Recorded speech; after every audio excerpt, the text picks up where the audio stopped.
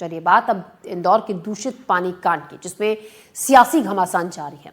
इसी बीच भागीरथपुरा में साफ पानी की सप्लाई शुरू हो चुकी है। पानी सप्लाई शुरू होने के बाद लिए गए सैंपल में पानी शुद्ध होने की जानकारी भी सामने आई, लेकिन भागीरथपुरा में अभी भी लोगों में गुस्सा है। देखिए रिपोर्ट।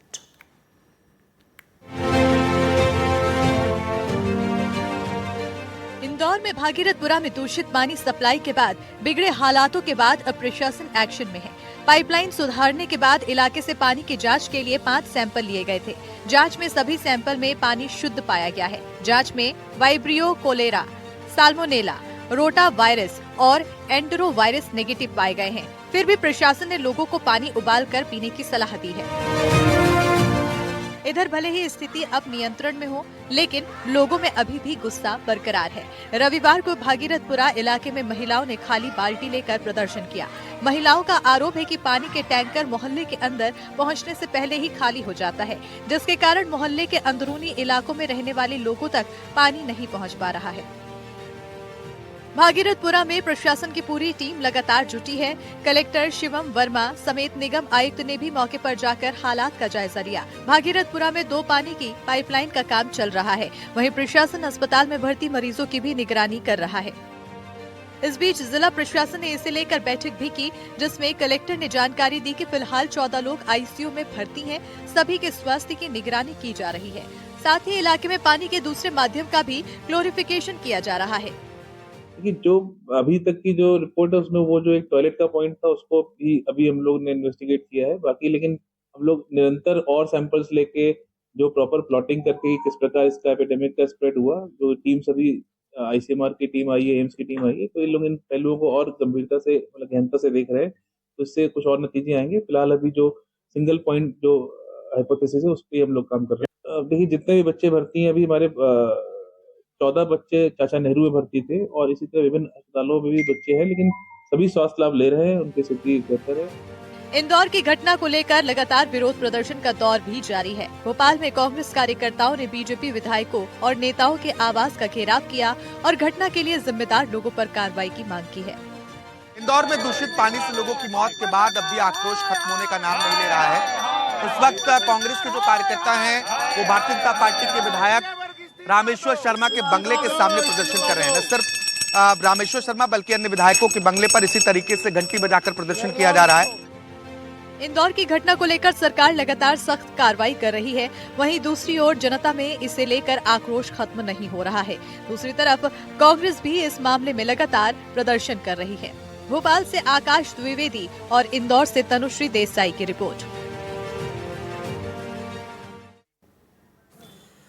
और इसी खबर पर ज्यादा जानकारी के साथ इंदौर से तनुश्री देसाई हमारी संवाददाता हमारे साथ जुड़ रही है। तनु, मामले को लेकर सियासत तो खूब हो ही रही है, वहीं दूसरी तरफ अगर हम भागीरथपुरा इलाके की बात करें, अब पानी की साफ पानी की सप्लाई शुरू हो चुकी है। क्या कह रहे हैं इलाके के लोग? अभी भी गुस्से में हैं, आक्रोश है लोगों में और अभी भी हंगामा कर रहे हैं। क्या कह रहे हैं लोग? ज्योति, देखिए सबसे पहली बात, भागीरथपुरा में जो हादसा हुआ उसके बाद अभी भी लोगों में डर का माहौल है। लोग नहीं चाहते कि जो उनके एरिया में अभी सप्लाई हुआ है, जब तक कंफर्मेशन नहीं मिल जाता वो उस पानी को नहीं पीना चाहते, उस पानी का इस्तेमाल नहीं करना चाहते, फिर चाहे वो उबाल कर भी क्यों ना हो। तो अब क्षेत्र में जो टैंकर्स आ रहे हैं, सरकारी टैंकर्स आ रहे हैं या फिर जो आरओ वाटर के टैंकर्स आ रहे हैं, जो मेन एरिया है, जो बाहर का क्षेत्र है, वहां पर जब टैंकर्स पहुंचते हैं तो ऑलरेडी वहां पे लोगों की भीड़ रहती है, तो लोग उसमें से भर लेते हैं और टैंकर्स खाली हो जाते हैं। तो जब तक टैंकर्स पीछे वाली गली में जाते हैं, पतली गलियों में पहुंचते हैं छोटे टैंकर्स, तब तक वो टैंकर्स खाली हो जाते हैं। तो लोगों में आक्रोश है। लोगों का कहना है कि जब हमारे घर तक के टैंकर्स आते हैं तब तक के टैंकर्स खाली हो जाते हैं, और अगर ये लोग पीछे वाली गली से अगर मेन रोड की तरफ आने का प्रयास करें, जहाँ क्लिनिक की तरफ टैंकर्स खड़े होते हैं, मेन टैंकर्स आके खड़े होते हैं, तो उनके पहुंचने तक टैंकर्स खाली हो जाते हैं, क्योंकि जो गली है वो काफी पीछे और उनको आने में समय भी लगता है। तो ऐसी स्थिति में कल महिलाओं ने खाली बाल्टी के साथ प्रदर्शन किया था। और वहीं दूसरी तरफ लगातार रैंडम सैंपलिंग किया जा रहा है भागीरथपुरा में, क्योंकि पानी की जो सप्लाई है वो चालू कर दी गई है। सुधार कार्य ऑलमोस्ट पूरा हो चुका है। तो जो रैंडम सैंपलिंग है उसका काम किया गया था। रैंडम सैंपलिंग का जो 5 वाटर के सैंपल्स लिए गए थे, 5 पानी के सैंपल्स लिए गए थे, उसका टेस्ट रिपोर्ट्स कल आए हैं। ये पहली टेस्ट रिपोर्ट आई है जिसमें सब कुछ जो बैक्टीरियल चीजें हैं वो सब नेगेटिव पाई गई, यानी वो पानी शुद्ध है, पीने योग्य है।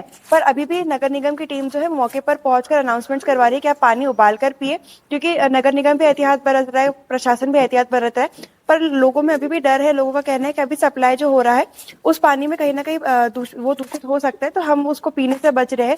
पर जो टैंकर से पानी आता है वो पानी हम तक नहीं पहुंच पाता, वो पानी हम हमारे घरों में नहीं आ पाता, इस वजह से लोगों में आक्रोश भी है। वही दूसरी तरफ सियासत भी गर्मा चुकी है। जीतू पटवारी ने कल एक बैठक ली थी और उसके बाद मीडिया से चर्चा में उन्होंने लोगों से दरख्वास्त की थी कि वो उनका साथ दे, क्योंकि उन्होंने ये आरोप लगाया है कि अब इंदौर में भ्रष्टाचार जो है लोगों के घर तक पहुंच चुका है, तो उन्हें जो अपोजिशन है उनको थोड़ी ताकत देनी होगी। जी तनु, बिल्कुल लोगों का देखिए डर भी जायज़ है, क्योंकि इतने लोग जान गंवा चुके हैं, इतने लोग अभी भी अस्पताल में भर्ती हैं। पानी सप्लाई साफ हो रही है, साफ पानी आ रहा है, लेकिन उसके बावजूद लोग अभी ये पानी पीने को तैयार नहीं है। शुक्रिया तनु आपका जानकारी के लिए।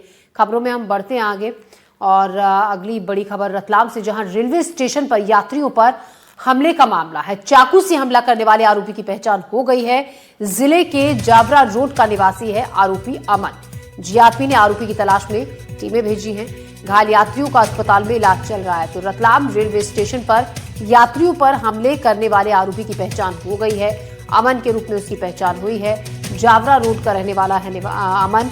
आरोपी अमन की तलाश में पुलिस ने कई टीमें भेजी हैं। घायल यात्रियों का अस्पताल में इलाज चल रहा है। तो रतलाम का जो सिरफिरा चाकूबाज जो रेलवे स्टेशन पर यात्रियों पर हमले कर रहा था, उसकी पहचान हो गई है।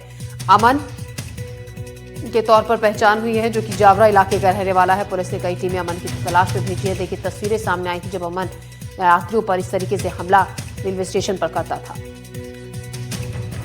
नीमच से आ रहा था मैं, यहाँ शादी थी रतलाम में, तो मैं प्लेटफॉर्म नंबर 7 पे उतरा। 7 से इधर आया था 1 नंबर पे, और पता नहीं वो पीछा कर रहा था, मेरे को ध्यान नहीं था, मैं कॉल पे बात कर रहा था और एकदम उनने पीछे से चाकू मार दिया। क्या कुछ कारण रहा, कुछ परिचित है? नहीं, कुछ भी नहीं, जान पहचान कुछ भी नहीं थी, शायद वो नशे में होगा। उनने एकदम चाकू मारा तो मैं एकदम मतलब ऐसा हुआ कि ये क्या हुआ एकदम से। फिर मैं पलटा भी तो इधर आगे भी लगा मेरे, फिर उसके बाद मैंने थोड़ा मतलब भागा कि और कहीं भी मार देगा जी।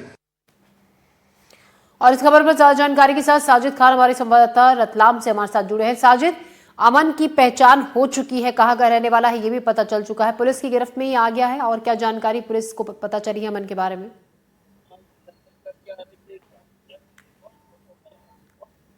देखिए, बिल्कुल ज्योति, जिस तरह से सबसे पहले तो बताऊं मैं आपको कि जिस तरह से रतलाम हो या तमाम स्टेशन हो जहां पर आपको सुनने के लिए जरूर मिल जाता है कि यात्रीगण कृपया ध्यान दें या अपने सामान की रक्षा खुद करें, और जल्दी जो है हो सकता है कि स्लोगन बदल जाए। अब यह आएगा कि यात्रियों को अपनी जान की रक्षा भी स्वयं करनी होगी, क्योंकि जिस तरह का घटनाक्रम रतलाम में सामने आया है, यात्रियों को जो है चाकू से हमला किया गया है।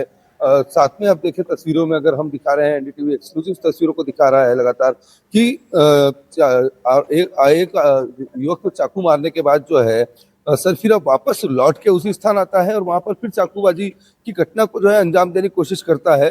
इसमें हो सकता था अगर चाकू लग जाता तो सामने वाले का गला कट सकता था। वहाँ महिला है, एक छोटा बच्चा भी आपको दिखेगा कि महिला अपने बच्चे को किस तरह से लेकर के बचाकर लेके जा रही है। तो ये पूरा घटनाक्रम जो है रेलवे परिसर में हुआ। थाना जो है वह महज चंद कदमों की दूरी पर था, लेकिन कोई पुलिसकर्मी मौजूद नहीं था। यहाँ तक कि जब पूरी घटनाक्रम हो गया उसके बाद भी वहां पर कोई पुलिसकर्मी जो है रेलवे का, वो जीआरपी का जवान या कोई नजर नहीं आ रहा था। सिटी पुलिस को जानकारी मिली, सिटी पुलिस जो है तत्काल पहुंची, जीआरपी को ही बताया।